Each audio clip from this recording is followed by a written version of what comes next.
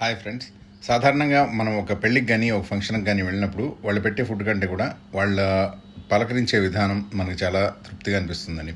వాళ్ళు ఆప్యాయంగా వచ్చి ఎప్పుడు వచ్చారు, ఎలా ఉన్నారు అని పలకరిస్తే ఆ తృప్తి చాలా బాగుంటుంది. కానీ చాలామంది ఏం చేస్తున్నారంటే పెళ్ళికి ఇన్వైట్ చేస్తారు, ఫంక్షన్కి ఇన్వైట్ చేస్తారు, కానీ వచ్చిన తర్వాత పెద్దగా పట్టించుకోరు. మరి ఎందుకో అర్థం కాదు. చాలామంది ఏంటంటే ఆ స్టేజ్ మీదే ఉండిపోతారు వాళ్ళ పిల్లలతో పాటు.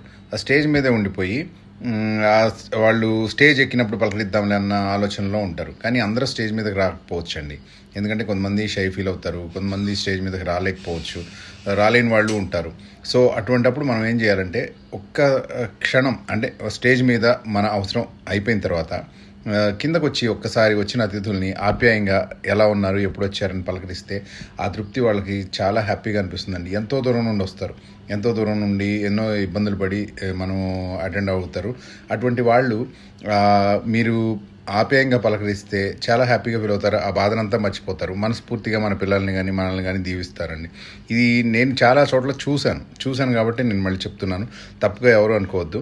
దయచేసి మనలో ఎవరైనా కానీ పిలిచినప్పుడు ఎంతో దూరం నుండి వచ్చిన వాళ్ళు ఎవరైనా కావచ్చు, వాళ్ళని ఆప్యాయంగా ఒకసారి పలకరించండి.